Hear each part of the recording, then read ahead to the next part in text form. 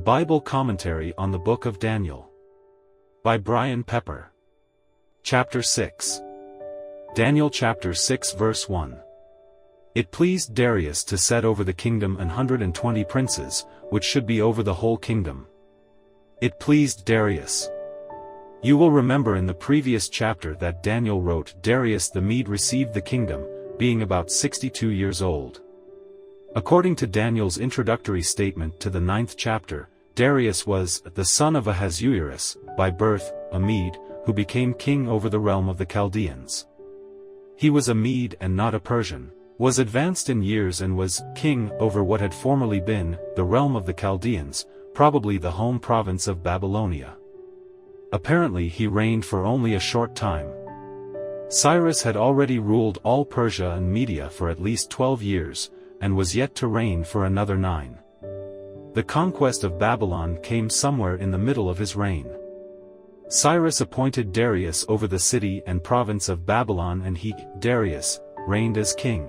Daniel mentions that he prospered during the reign of Darius and the reign of Cyrus the Persian. Apparently the two reigns were concurrent. 120 princes. These men were provincial governors. Darius reorganized the administration of the empire. He created 20 satrapies, a major division of the empire headed by a Persian of noble birth functioning as a viceroy. Daniel chapter 6 verse 2. And over these 3 presidents, of whom Daniel was first, that the princes might give accounts unto them, and the king should have no damage. 3 presidents of whom Daniel was first. It speaks well of the esteem with which Daniel was held by the new rulers. From this it is evident that Daniel was no stranger to Darius and Cyrus, for to be elevated to such a high position, his ability as an administrator must have been well known. That the princes might give accounts unto them. It was not an easy task, for as chairman or chief of the presidents, Daniel had to deal with men who were not kindly disposed to himself or the king. Many would be envious of his position and prepared to work against him. The king should have no damage. The king was in danger, for there would be those prepared to overthrow him and kill him. Many of the officials were scheming politicians who were robbing the government in every way possible. If there were taxes to gather, they turned a large percent to their own account. There was bribery, cheating, wire pulling and buying positions of power and prestige, just as there is in the world today. Dishonesty was found everywhere. Micah chapter 7 verses 2-4. Daniel chapter 6 verse 3. Then this Daniel was preferred above all the presidents and princes, because an excellent spirit was in him, and the king thought to set him over the whole realm. Because Daniel could be trusted to guard the king's interests, Darius was about to set him over the whole realm as administrator. As we have already noticed, this is not the first time that royal observers had noticed a unique spirit in Daniel. This excellent spirit was manifested not only in solving dreams and hard sentences, but in his administration of the empire. Daniel chapter 6 verse 4. Then the presidents and princes sought to find occasion against Daniel concerning the kingdom, but they could find none occasion or fault, forasmuch as he was faithful, neither was there any error or fault found in him. Sought to find occasion against Daniel. This speaks well of Daniel. Even though he was an old man, he evidently carried out his duties so well that his enemies could not find one blunder, or neglected duty, or inefficiency of any kind. Forasmuch as he was faithful, neither was there any error or fault. Even in the best of governments, hundreds of thousands of dollars are misspent and misappropriated. This 6th chapter of Daniel records how a man of God, although placed in such a high position and a very demanding one, carried out his duties in such a way that his enemies could not fault him. Daniel chapter 6 verse 5. Then said these men, We shall not find any occasion against this Daniel, except we find it against him concerning the law of his God. Undoubtedly they had noticed that he was absent from his office each Sabbath, and they knew that the reason for this was connected with the law of his God. They also must have been aware of his prayer habits, that it was his custom to pray 3 times a day. Daniel chapter 6 verse 6. Then these presidents and princes assembled together to the king and said thus unto him, King Darius, live forever. It would hardly be likely that all the governors of the empire would be assembled before the king, but rather those who envied Daniel's position. If they were all there, it would be likely that the king would have been suspicious, especially if Daniel was not among them. Daniel chapter 6 verse 7.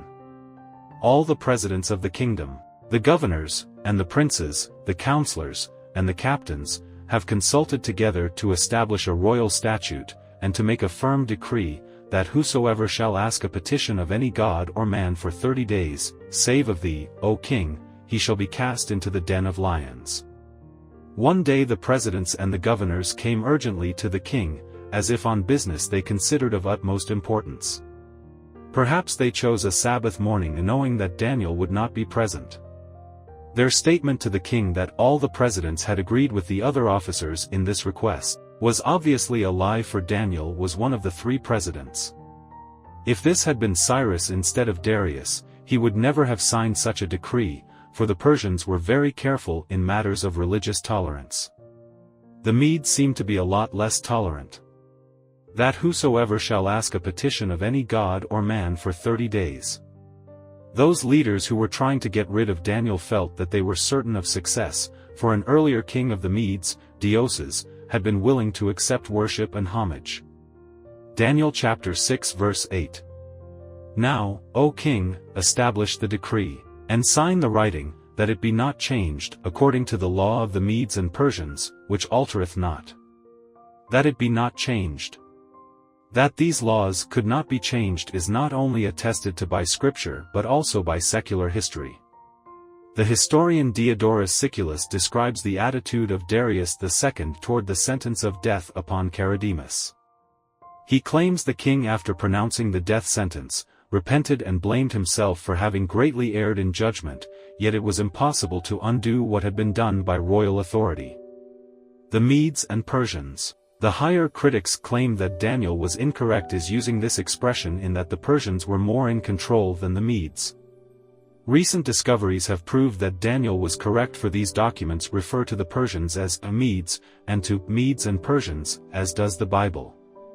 They also mention various Persian kings by the title of King of the Medes.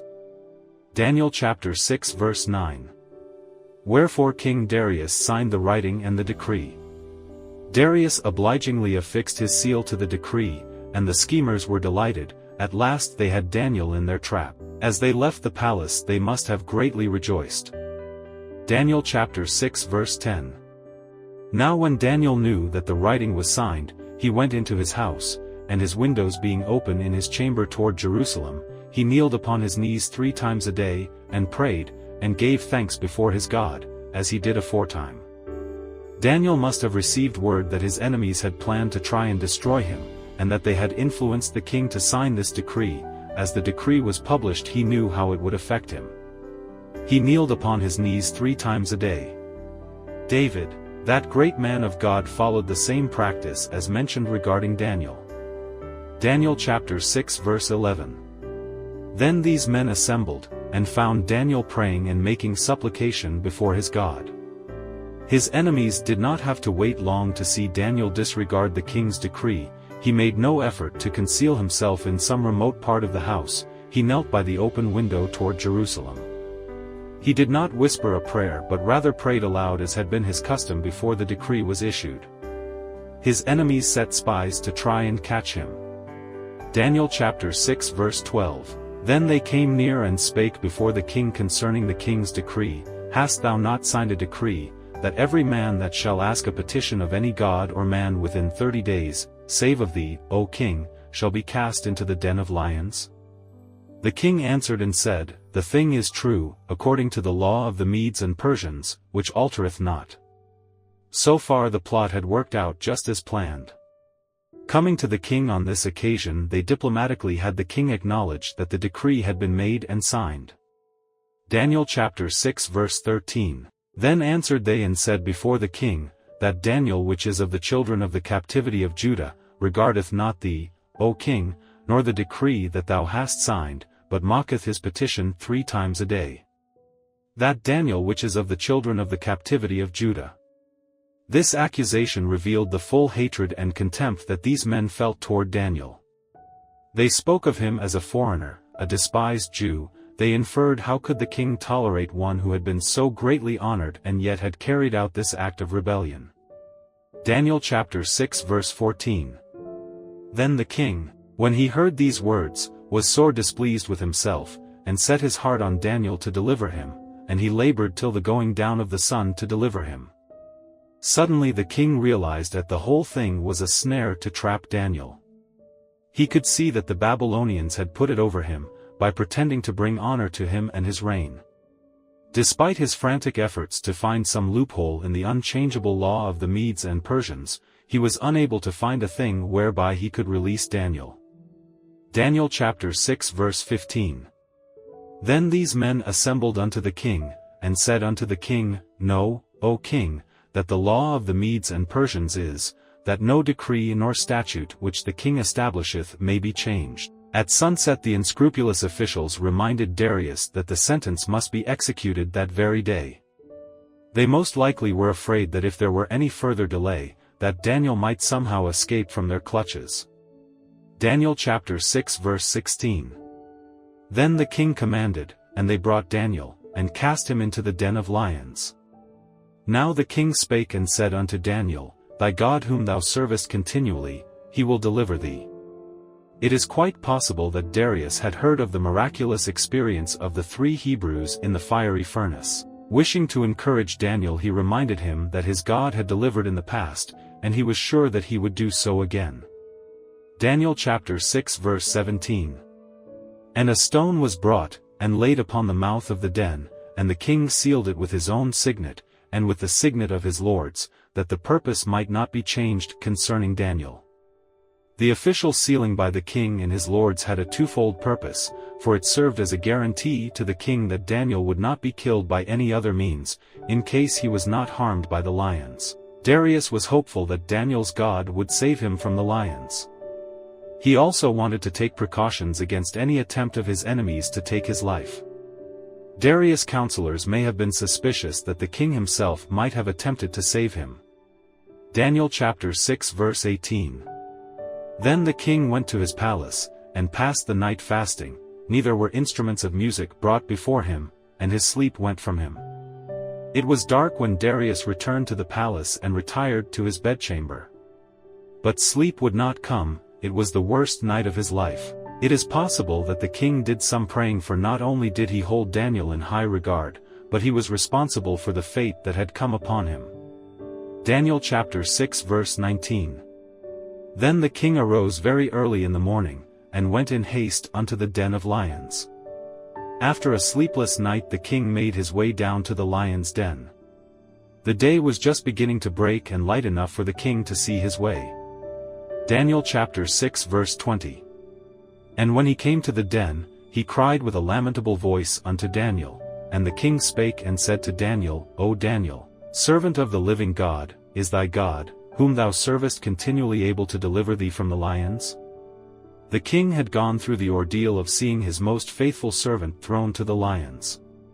This dreadful experience was followed by a long sleepless night. Little wonder his voice was full of anxiety. Daniel chapter 6 verse 21. Then Daniel said unto the king, O king, live forever. From the den there came the familiar voice of Daniel. What a relief it must have been to the king. Despite an unpleasant night spent in the smelly den among the savage wild beasts, Daniel was able to greet the king in his usual courteous way. Daniel chapter 6 verse 22. My God hath sent his angel, and hath shut the lions' mouths, that they have not hurt me, forasmuch as before him innocency was found in me, also before thee, O king, have I done no hurt. Daniel tells the king that he was spared because God knew that he was innocent and had been unjustly accused. The Apostle Paul, writing in Hebrews, refers to this experience of Daniel, and he attributes his deliverance to the power of faith. Daniel chapter 6 verse 23.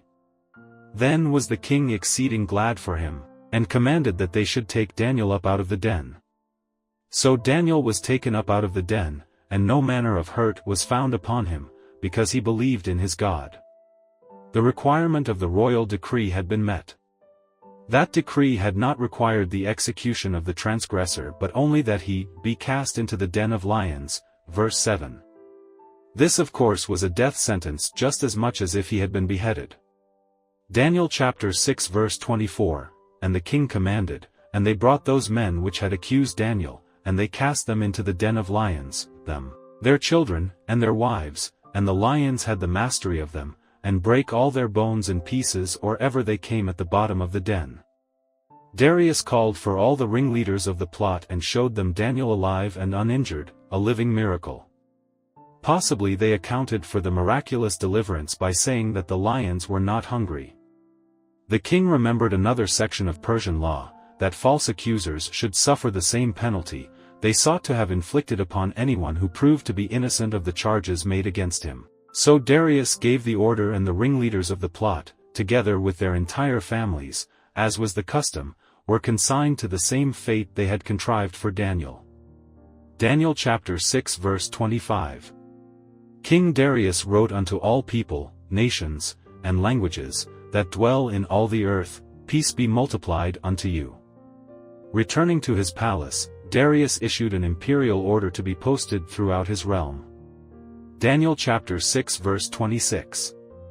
I make a decree, that in every dominion of my kingdom men tremble and fear before the God of Daniel, for he is the living God, and steadfast forever, and his kingdom that which shall not be destroyed, and his dominion shall be even unto the end. After the wonderful deliverance of Daniel's 3 friends from the fiery furnace, Nebuchadnezzar had issued an edict to all nations of his kingdom forbidding them, on pain of death, from saying anything against the God of the Hebrews. In a similar manner Darius gave out an edict to all nations, commanding them to fear and reverence Daniel's God. Not only did Daniel have a miraculous deliverance, but because of his witness for God, it was a means of publishing the truth throughout the world. Daniel chapter 6 verse 27. He delivereth and rescueth, and he worketh signs and wonders in heaven and in earth, who hath delivered Daniel from the power of the lions. Darius acknowledges the God of Daniel as the living God whose kingdom and dominion are everlasting, but unfortunately he does not recognize him as the true God whom he himself should serve. There are so many people who have done exactly as the king. They recognize that God is the living God, but are not prepared to do anything about it. Daniel chapter 6 verse 28. So this Daniel prospered in the reign of Darius, and in the reign of Cyrus the Persian. Once again Daniel is restored to royal favor, and God blessed his administration and showered favors upon him. The story of Daniel's life as given in this book of the Bible, demonstrates how that loyalty and devotion to God, brings its reward not only in the future when God sets up his everlasting kingdom, but right now in everyday life.